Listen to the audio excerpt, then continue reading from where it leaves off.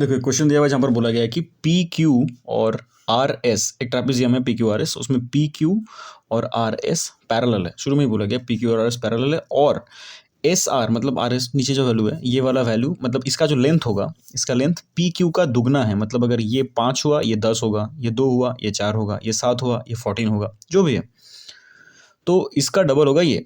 ठीक है, अभी बीच में एक लाइन है एफ ई, वो भी बोला गया पैरेलल है पी क्यू के साथ, माने इसके साथ ये पैरेलल, मतलब तीनों टेक्निकली पैरेलल है। ये लाइन पैरेलल टू ये, पैरेलल टू ये, तीनों लाइन पैरेलल है, लेकिन मिडिल पॉइंट नहीं है। ऐसा मत सोचो कि पी एस का मिड पॉइंट से क्रॉस हो रहा है, ऐसा कोई उल्लेख नहीं है, मतलब नहीं है, उसको तुम अप्लाई नहीं कर सकते कि पी एस का मिड पॉइंट एफ है, ऐसा नहीं लेना है। जस्ट पैरेलल दिया गया है, उसको हम लोग अप्लाई करेंगे यहाँ पर। ठीक है, और एक चीज़ दिया हुआ है, ये Q E by E are, इसका रेशियो हमें 3:4 दिया हुआ है।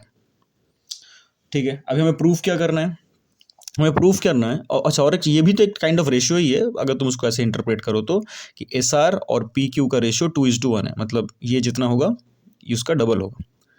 हमें प्रूफ करना है F E by P Q. देखो एफ ई का लेंथ बड़ा होगा पी क्यू से, जो भी होगा, मतलब अगर हो सकता है कि ये 5 हुआ तो ये 10 हुआ तो ये 7 हो रहा है, हो सकता है ये 7 है, ये उसका डबल 14 हो रहा है, तो ये 10 होगा, मतलब इससे छोटा और इससे बड़ा होना चाहिए। देखो वही प्रूफ करना है हमें कि एफ ई का वैल्यू 10 होगा जब पी क्यू का वैल्यू 7 होगा, तो इसका इसका और इसका रेशियो हमें 10:7 प्रूफ करना है, यही करना है।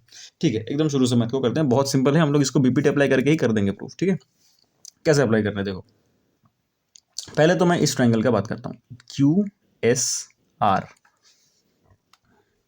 इन triangle Q S R, G E और एस आर तो पैरेलल है, G E is parallel to S R, right. तो अगर हम लोग यहाँ पर अप्लाई करें बीपीटी, हम लोग क्या लिख सकते हैं कि Q E by E R, जो कि हमें दिया हुआ है, that should be equals to Q G by G S, that is equals to 3/4 दिया हुआ है हम। ठीक है, रहने देते हैं। सिमिलरली अगर मैं इधर के ट्राइंगल को देखूं, मतलब ये ट्राइंगल देख लिया, अभी इस ट्राइंगल को देखते हैं, पी एस आर क्यू को देखते हैं। Similarly in triangle P S Q, F G parallel to P Q है, वहां पर भी हम लोग बीपीटी अप्लाई कर सकते हैं। अप्लाइंग बीपीटी अप्लाई करके क्या बोल सकते हैं हम लोग कि Q G by G S should be equals to P F by F S. अभी इक्वेशन 1 में देखो तुम्हें Q G by G S का ही वैल्यू मिल चुका है, इक्वेशन 1, तुम वहां पर से भी Q G by G S को वैल्यू को यहाँ पर पुल कर सकते हो, दैट इज ऑल्सो 3/4, पैकेट में लिख देना फ्रॉम इक्वेशन 1।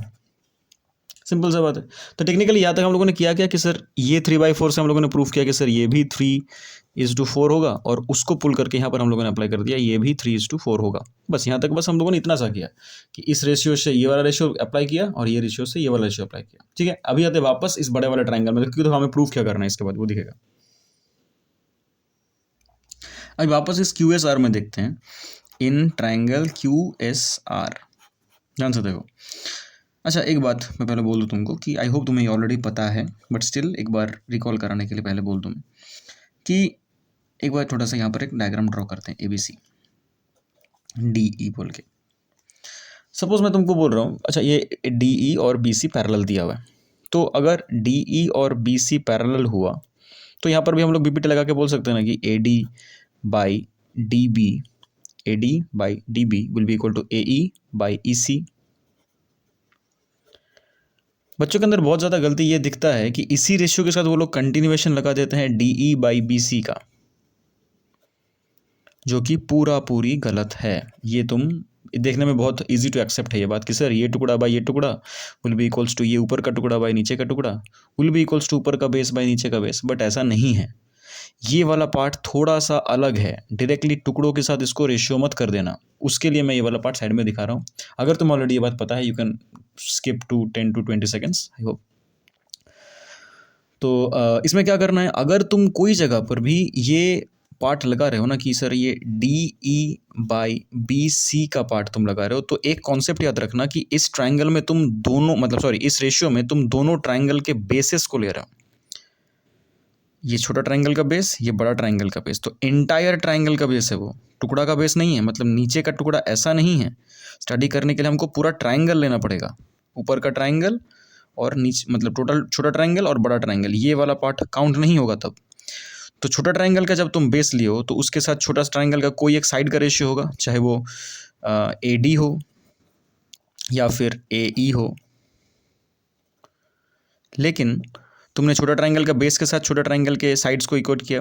अभी बड़े ट्राइंगल के बेस के साथ बड़े ट्राइंगल के ही साइड्स काउंट होंगे, मतलब AD के साथ रेशियो होगा एंटायर AB का, ये भूलो मत। AD के साथ DB का रेशियो बेस से इक्वल नहीं होता। AD के साथ इसका रेशियो और एंटायर AB के साथ इसका रेशियो इक्वेट कर सकते हैं हम लोग। मतलब यहाँ पर एंटायरली AB आएगा, सिमिलरली AE के साथ एंटायरली AC आएगा। तो जब तुम बेसिस का रेशियो ले रहे हो, ये याद रखना टोटल का बात किया जा रहा है यहाँ पर, एंटायरिटी का। ओके, ठीक है। अब आते हैं वापस इसमें। तो हमारा जो QSR ट्राइंगल है, सोच के देखो मैं क्या बोल रहा हूँ। अगर यहाँ पर थोड़ा सा रफली दिखा दे एक बार दोबारा, QSR यहाँ पर कौन कौन है, GE, ये 3, ये 4, ये भी मुझे 3 और 4 मिल चुके हैं पहले से वैल्यूज रेशियो वाइज।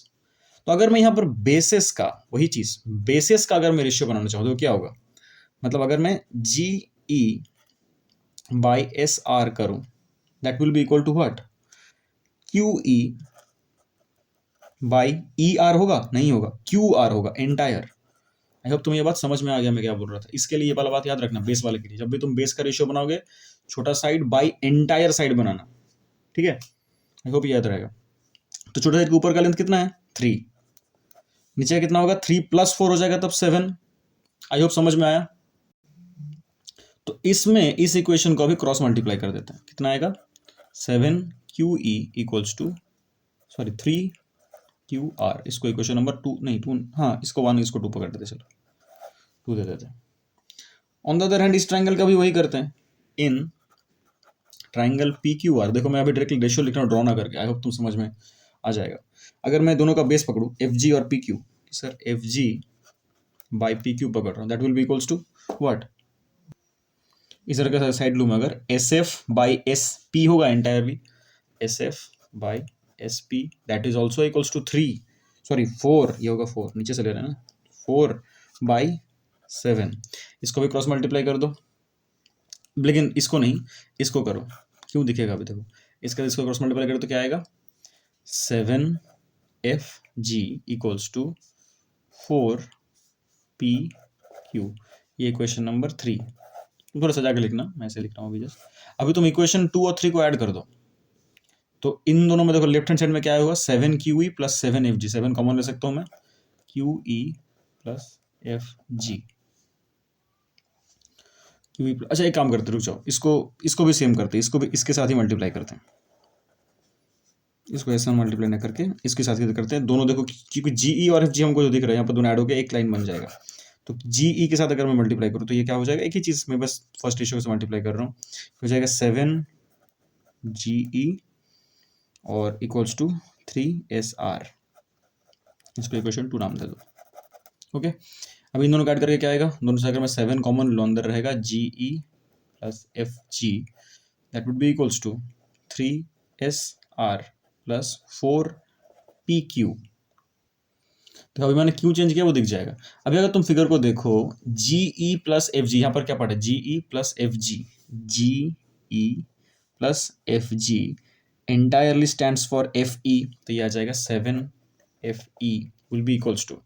और एक बात, SR, देखो ये भी हमें क्वेश्चन में दिया हुआ है कि सर SR का एक क्वांटिटी दिया हुआ है, SR इक्वल्स टू 2 PQ। तो अगर मैं SR जहां पर भी दिख रहा है वहां पर डबल PQ बैठा दो, मतलब 3 × 2 आ जाएगा, 6 PQ हो जाएगा उसका डबल, प्लस ये भी देखो 4 PQ ही है, तो 7FE इक्वल्स टू 10 PQ बन गया। अगर मैं रेशियो बनाऊं, PQ को इधर नीचे भेजूं, that would be FE/PQ equals to 10 इधर पहले से ही है, 7 इधर नीचे आ जाएगा, हो गया प्रूफ। यही हमें प्रूफ करना था, राइट, यही हमें यहाँ पर प्रूफ करना था, FE/PQ = 10/7। आई होप ये वाला प्रॉब्लम कुछ ना करे तुम्हारे अंडरस्टैंडिंग में, क्योंकि हम लोगों ने थोड़ा रीअरेंज किया इसको ताकि हमारा एडिशन ईजी हो जाए, फिगर आउट कर पाए हम लोग जल्दी से, वरना इसको प्लस इसको करना पड़ता है, एक ही बात होता है, हम लोग ये दोनों को इक्वेट कर सकते थे, वो थोड़ा लेंदी हो जाता है, इसलिए मैंने शॉर्टकट करने के लिए इसको किया। और ये वीडियो यहीं तक। जय श्री राम मित्रों, हर हर महादेव।